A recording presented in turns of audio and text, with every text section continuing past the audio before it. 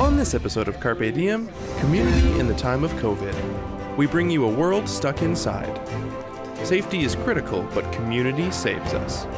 Come together with guests Ramona Captain, Jason Matlow, Dr. Shanta Chakrabarti, and Dr. Radha Bhatia.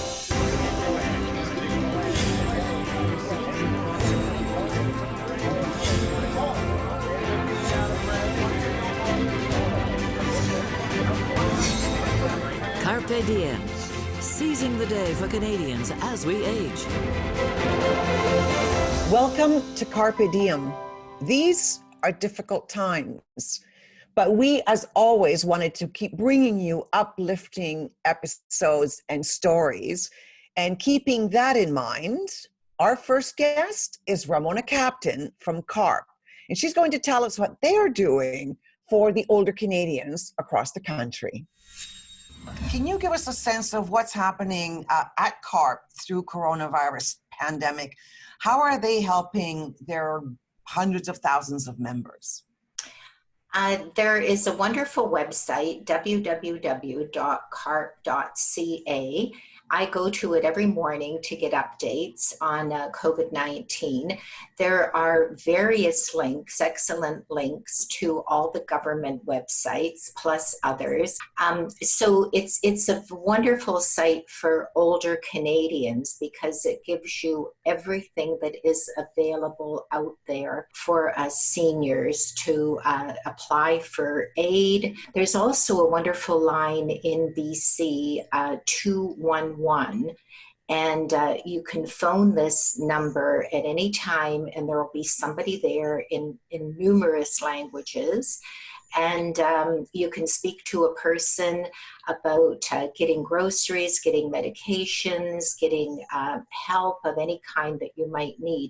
I think one of the things that I've marveled at is the compassion that the communities have shown. Certainly has, and we're so lucky here in the Lower Mainland that we do have so many different organizations who are out there helping. So we are blessed. Thank you so much for taking the time to be with us, and I'm sure that we'll have a chance to talk with you again and get more perspectives from the Carpe community. So Ramona Captain, thank you so much for being with us, and stay safe. Yes, be well. There's so much community to celebrate. Our next guest is our very own videographer, Dean Atwall. He's going to take us into his community and show us local efforts. Dean, how are you, my friend? We're good. How are you coping?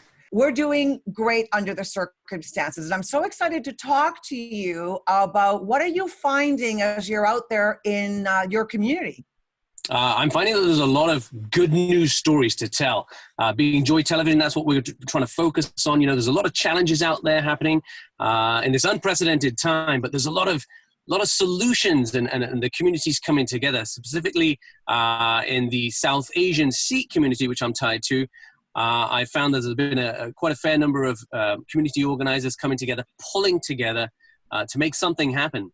Yeah, because of course your community is very, community driven. You're a philanthropic team of people. And how are they coping now with the physical distancing? Because I know the temples are the hubs of community for a lot of people, especially your older citizens, right? So Sikhs are expected to give back to their community in any way that they can. It doesn't have to be financial. It can be in the form of volunteerism or preparing or helping those who may need it. And at this time, the need really, through the story that's coming up, was to help those who couldn't get access to groceries or food, and also for truck drivers who weren't able to get that nutrition that they need while they're coming into town. Well, I want to not make any more delays. Let's get right through to this fabulous, uplifting story.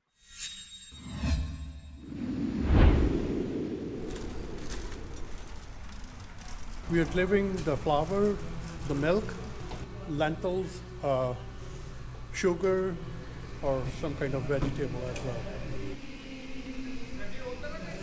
A cornerstone of the Sikh faith is called langar, and roughly translated, it means community kitchen. Now, during this pandemic, temples across Canada are trying to get creative in serving their communities. And this one here in Surrey is providing temple takeout delivery. We are delivering the food, actually the grocery every day. And this is to your community here in Surrey and surrounding areas? Yes, Surrey, Richmond, Abbotsford. And also we set up the truck outside for the drive-through food from 8 a.m. to 10 p.m. With the closure of many fast food dine-in restaurants, truck drivers that are coming into Surrey and into Vancouver are having a hard time getting a hot meal. The temple is also offering a delivery service to any truck driver anywhere in the Lower Mainland.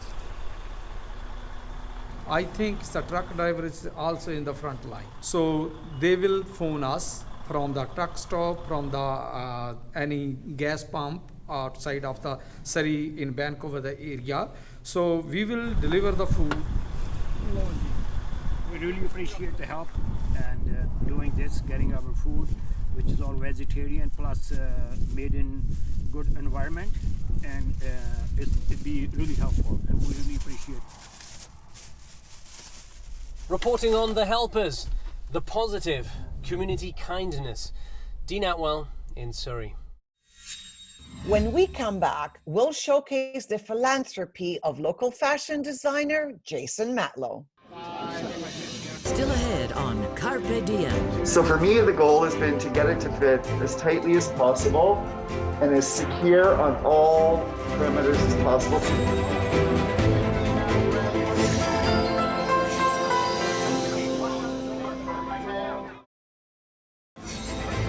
Carpe Diem. Seizing the day for Canadians as we age. I'm thrilled to welcome a personal friend of mine and famed Canadian designer, Jason Matlow. Now, most of us know Jason for his fabulous couture gowns and dresses, but today we want to talk about your social enterprise. So Jason, tell me what's going on in your fabulous atelier. I was contacted by a client and really good friend of mine, Jessica Taylor, who had started an organization through Facebook called Mutual Aid Vancouver. And what that organization is doing is sending volunteer drivers into the Vancouver community to deliver essential things, medications, groceries, whatever, to the elderly and people who are immune compromised. And she'd asked me if there was anything I could do to create some masks, something for face protection for the drivers and the volunteers, so that they would be protected moving out into the community, and so that the people they were delivering these goods to would also be protected. Now, where are you getting your materials from these days? The problem I'm having now is I've been in a standstill for a week because I'm waiting for supplies to drop. I need bias tape and various things, so I've been ordering online, and just deliveries have been a little bit slow, unfortunately. But as soon as things land to early next week, I plan to rev back up and just produce as many of these as possible. The goal is to do another 25 so the drivers at Mutual Aid Vancouver are covered. Then we're going to just start to produce these and deliver them out to people in the community. I'm working with Jessica and a couple of other people through Mutual Aid Vancouver to decide how we best do that. Do we get these out to essential workers? Who do we deliver the remainder of these masks to? So we're just trying to organize and figure out how we're going to do that next leg of it once we get this first bunch off to the drivers. So have you had requests for some glittery ones?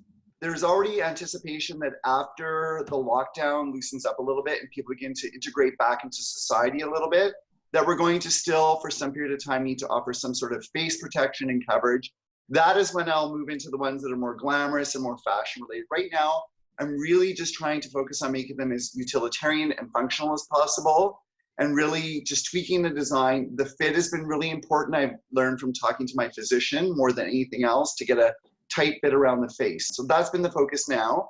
Once I get that initial prototype going and we're really happy with the fit, then I'll branch off into more fashion related fabrics and Swarovski crystals and glamming them up so people can have them to have something more glamorous, because I think it's going to be important for quite a while to have a face covering on. What, can you show me what these fabrics are and what it looks like?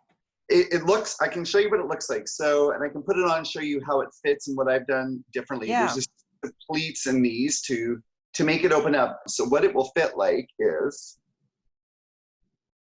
you tie this one quite high on top of your head.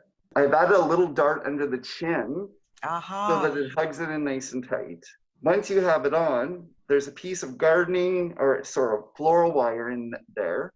You get it in position and you can clamp this down to seal this nice and tight to your face. So for me, the goal has been to get it to fit as tightly as possible and as secure on all perimeters as possible so nothing can get underneath the mask. Of course, for our drivers, and I know not every civilian can do this, we're talking about a plastic face shield. We've been trying to create ones that emulate as close as possible to actual PPE. And what we did was we got safety goggles from Home Depot, and we cut this plastic protector, and we just use binder clips to clip it onto the eyewear. So you get a plastic shield that goes over as well. Thank you so much, Jason. And I love the mask. And of course, it's like all your designs, it's practical, functional, but it is beautiful. So I want to thank you on behalf of everyone receiving one. And the day that you get to make them for non-first line responders, or if you will, let me know. I'll order one too. Fantastic. Yours will probably be one of those ones that gets some Swarovski crystals on it right out of the gate, so you have something a little bit glamorous there. We're going to take a short break. When we come back, we'll talk to cardiologist Dr. Shanta Chakrabarti from St. Paul's Hospital. Still ahead on Carpe Diem. The clap is for everyone, and this solidarity is something which I think is so beautiful, and that we should keep on clapping even after this is over.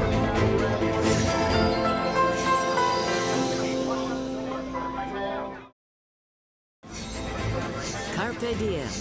Seizing the day for Canadians as we age. Welcome back. Now we're going to be talking to Dr. Shanta Chakrabarti, right from St. Paul's Hospital. Thank you, Dr. Shanta, for taking the time out of your extremely busy days. Now, how are you doing? How are your teams, and what's really happening at St. Paul's Hospital right now? I won't lie if I say that it's not stressful at times, but what we have gained out of this is the happiness of being together, working as a team, facing new challenges, finding out new ways of dealing with new situations.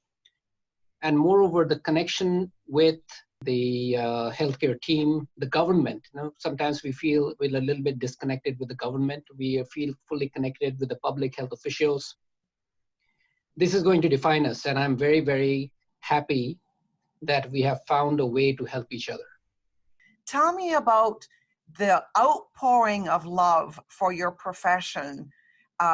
You know, the 7 o'clock clap here, there's the 8 p.m. in Italy. What does that do to the spirits of you and your team? Yeah, I must before that say it's for everyone.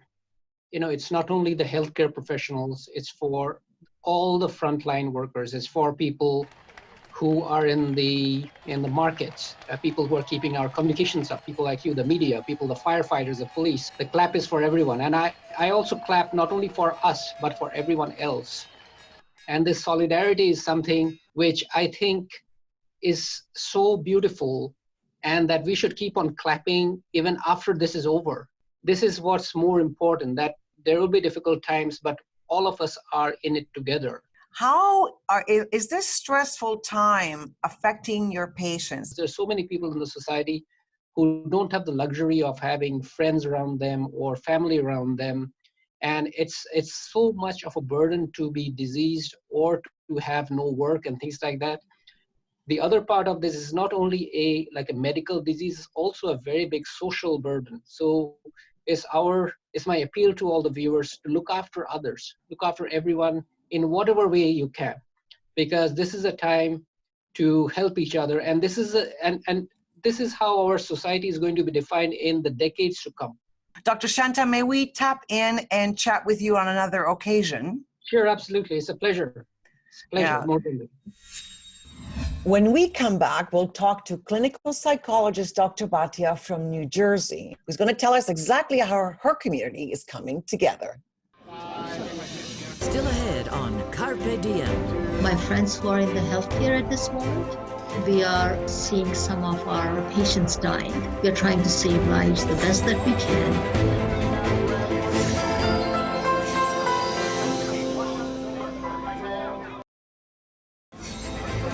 Carpe diem, seizing the day for Canadians as we age.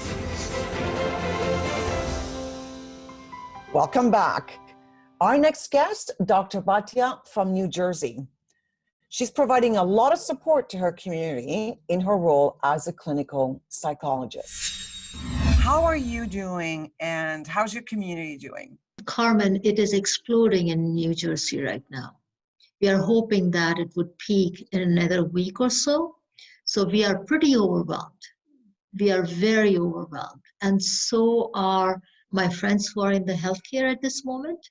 We are seeing some of our patients dying. We are trying to save lives the best that we can. We're supporting each other. My family is very supportive and full. We are, I would say psychologically, we are very robotic at this moment. We are going through the process in a very almost desensitized way because we are in the middle of the storm. Dr. Bhatia, I've heard Governor Cuomo use the phrase New York tough. That exemplifies that unity in community. Do you feel New York tough?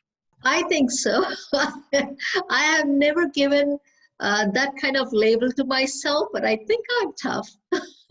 One thing that I know is I will prevail. And I firmly believe in mind over matter more at this time than I did in the past. Would we come out of this together? Yes, we will. That is what I keep saying to myself and anyone, and many people are reaching out to me. How do I deal with it? And I would say, you need to do this, this, this. And then I will repeat, you need to do this, this, this. So a lot of grounding of our emotion is very important. Dr. Bhatia, you stay safe, and thank you so much for taking time, and a big giant hug to all your friends and family in New York. Thank you to you too, Carmen. Thank you. My next guest is our very own videographer, Keir Juners. As a musician, I wanted to talk to him about how are he and his friends doing. So nice to have you with us, Keir. How are you doing? I'm doing pretty good, Carmen. This is, I think, week 4, maybe week 5 of working at home. It's all sort of blending together, you know? You're a musician. Tell me about your community. How are they doing? Right. Well, a lot of my friends in the music community, they rely on gigs, on concerts, on performances for income, right? As our industry had to tear down all of our events from 250 people to 50 people, that's when things started to get tough. We couldn't play gigs, and those of us that really relied on that performance income couldn't get it anymore, right? That's turned a lot of us to online streaming. Those of us that are fortunate enough to have the means, it feels really natural for us just to start doing our performances online. And there are still ways to support artists while watching their performances. Like the virtual tip jars are something that's happening right now as well. So people can still support their artists that way. Keir, thank you so much for taking the time to join us. And I'm really looking forward to seeing your piece on your friends. Yeah, thank you, Carmen. Thanks for having me on. I play in a rock and roll band, and all of my gigs for the next couple of months have been effectively canceled because of the pandemic, and my musician friends are going through the same thing. So, what is a stuck-at-home musician supposed to do? A lot of us are turning to online performances. Some musicians are streaming their virtual concerts from empty world-class venues. And others, like myself and other local faces in my community, are streaming from their bedrooms. We are all segregated away in our various places. Where are we going? Will you meet me? How have you found the music industry has changed for you, a performing musician? I did 2 Facebook Lives last week, and then I did my first Instagram Live, so it's pushed me to do that right away. It's a great way of just inviting people in, especially if you're trying to say, look, listen to this new song on Spotify or whatever. You know, you've got this relatively captive audience while they're with you. Thank y'all for tuning in. I'm gonna do one more song. What is the role that we play as musicians during this pandemic? Our role is to as artists is to show the light, be the light in the situation. Our role is to encourage people, show solidarity and support. Honey, because I'm a nurse by trade, historically, on our end. Pursuing his career of becoming a nurse and a musician didn't come without its fair share of struggles. And it's kind of segued into music therapy, which was a blessing for me. I do the live thing, and I'm promoting my own music as well. But I've always been blessed to have this backup career as well. I wanted you. You can follow #CanadaPerforms on social media to see about a short-term relief fund for Canadian musicians, or you could always just buy an album. For Carpe Diem, I'm Kirjunos. And wasn't it encouraging to hear all these stories about community, what we're all doing to rally around each other in these times? I encourage you to participate and to go find something that moves you. And the telephone is a wonderful tool, so please get in touch with your friends, your family, and certainly if there's an older person in your life, now's the time to call. I want to thank our guests, Ramona, Jason, Dr. Shanta, and Dr. Bhatia. And let's not forget what our president, Moses Naimer, always says, the best way to keep going is to keep going. So carpe diem and seize your day. Even if we're inside, we can still do it.